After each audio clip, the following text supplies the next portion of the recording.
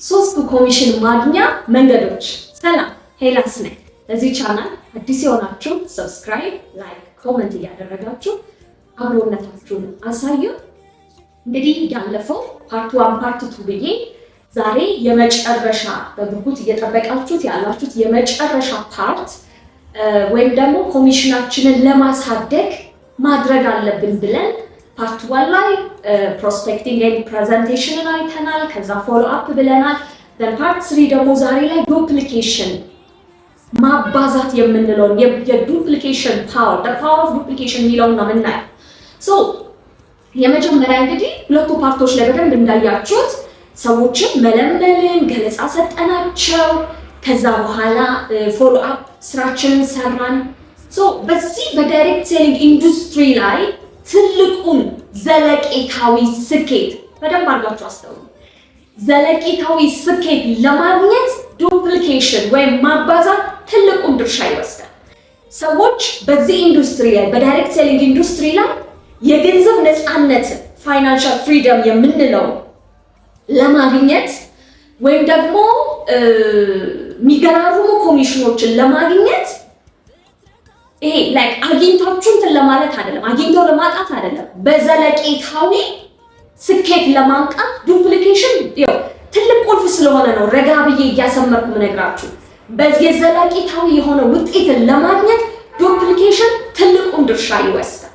ስኬትን በራሳችሁ የራሳችሁን ለምሳሌ ሙሉ ለሙሉ ኢፈርት ተጠቅማችሁ ስኬታማ ከመሆን ኢትስ ቤተር በቲም የምታመጡት ስኬት ላይ ትኩረት ማድረግ።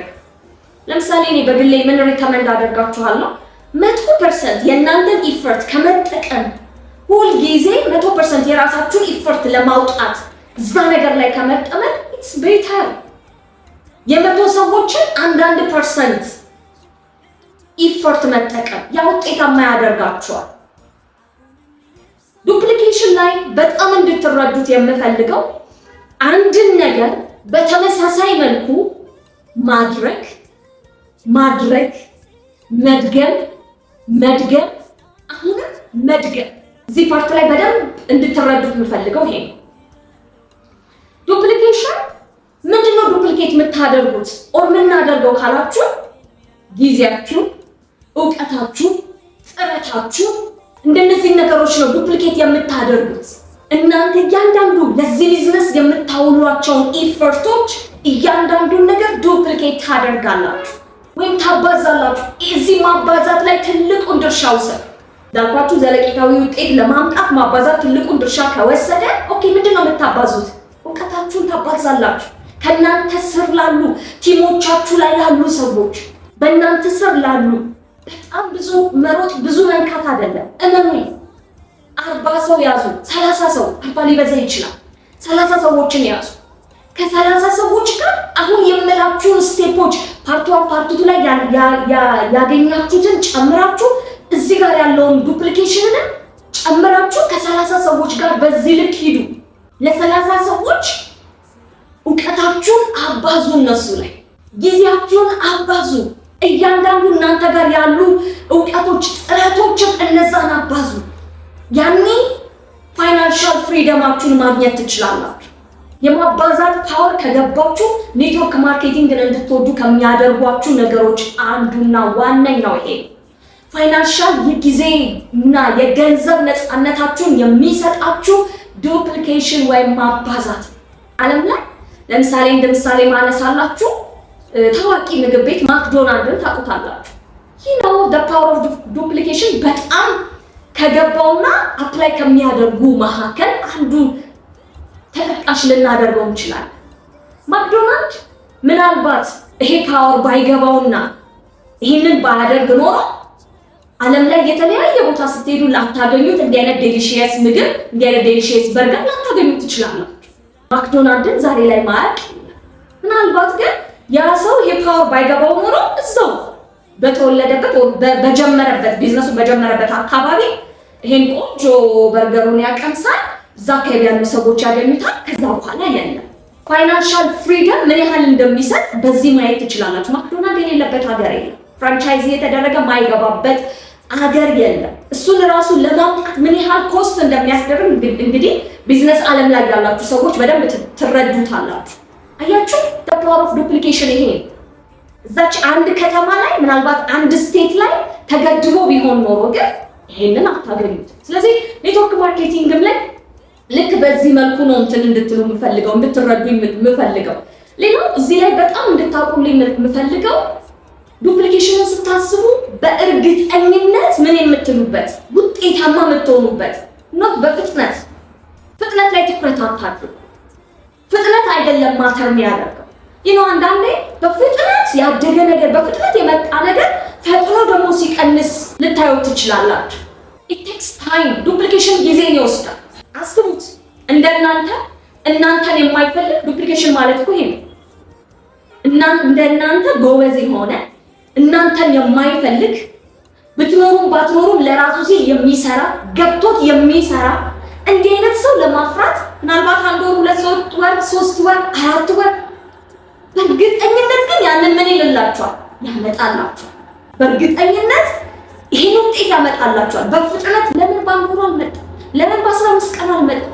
ለምን ነገራቸው አሰልጠኛቸው ረድቻቸው አብሬያቸው ጊዜ አሳልፌ በዚህ ውስጥ እነዚህን 30 የመረጥኳቸውን ሰዎች አስቀድሜ በደንብ አድርጌ ገለጻ ሰጥቻቸዋለሁ። በደንብ አድርጌ ፎሎ አፕ ሰርቻለሁ።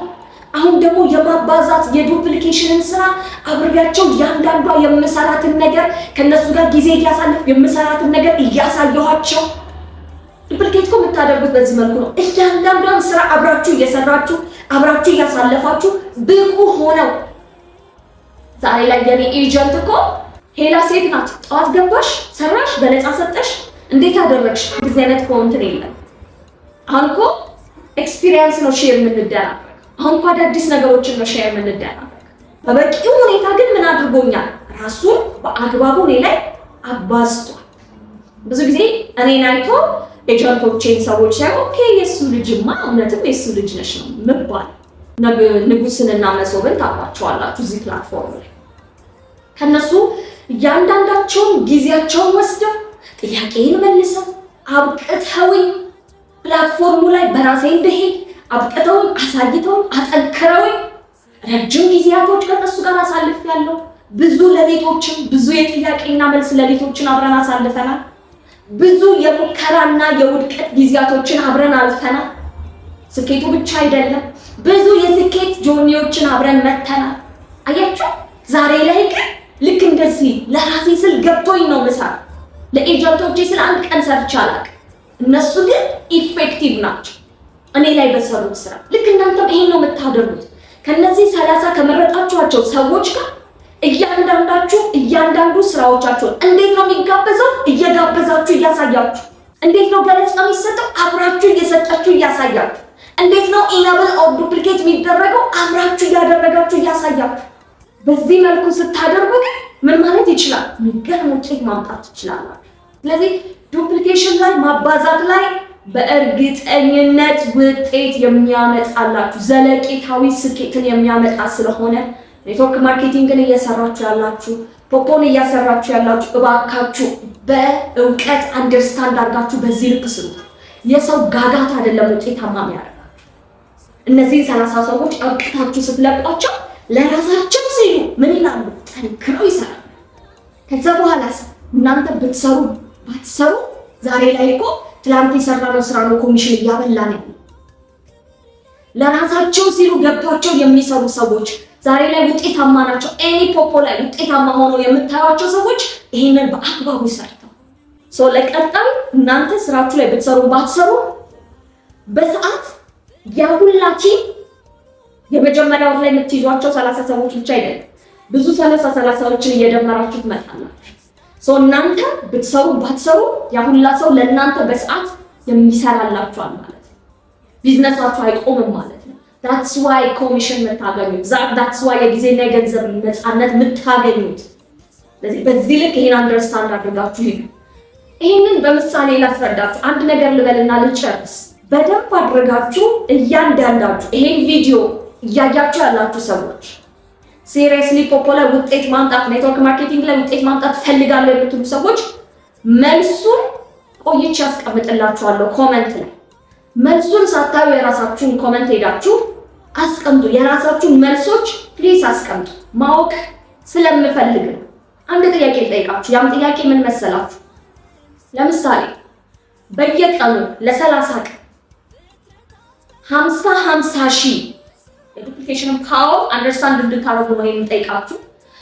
ለ30 ቀን 50 ሺህ በየቀኑ ብሰጣችሁ 50 ሺህ ብር በየቀኑ ለ30 ቀን ብሰጣችሁ ይሻላችኋል ወይስ ለ30 ቀን በቀን 5 ሳንቲም ታውቃላችሁ? 5 ሳንቲም ዴዋን ሰጥቻችሁ በየቀኑ እጥፍ እየሆነ 5 ሳንቲም በሁለተኛ ቀን ላይ 10 እየሆነ ማለት ነው። እጥፍ እየሆነ በየቀኑ 5 ሳንቲሟን እጥፍ እያደረጉ ለ30 ቀን ሁለቱም የ30 ቀን ቻሌንጅ ነው። ስለዚህ 50 ሺህ ብሩን በየቀኑ 50 ሺህ ብር ለ30 ቀን ብሰጣችሁ ይሻላችኋል? ይሄን ትመርጣላችሁ ወይስ 5 ሳንቲም ለ30 ቀን ደብል እያደረኩ ብሰጣችሁ? መልሱ የእያንዳንዳችሁን ኮመንት ላይ ጠብቀው እኔም ደግሞ አስቀምጥላችሁ። በጣም ከዚህ ቪዲዮ ብዙ ነገሮችን ተጠቅማችኋል ብዬ አስባለሁ። ለማስታወስ ያህል ለእናንተም ለቲሞቻችሁ እነዚህ ኔትወርክ ማርኬቲንግን የሚሰራ ሰው እነዚህን 3 ስራዎች በአግባቡ ቢሰራ ኮሚሽኑን ሊያሳድግ ጥሩ ኢንካም ጀነሬት ሊያደርግ ኦር በኔትወርክ ማርኬቲንግ በፖፖ ውጤታማ ሊሆን ይችላል 100%። ይሄንን በአግባቡ አንደርስታንድ አድርጋችሁ ቲሞቻችሁ ላይ አውርዱ። በዚህ ልክ ስሩ። see you at the top ላለው እንግዲህ ለዚህ ቻናል አዲስ የሆናችሁ ሰብስክራይብ፣ ላይክ፣ ኮሜንት እያደረጋችሁ አብሮነታችሁን አሳዩ። see you at the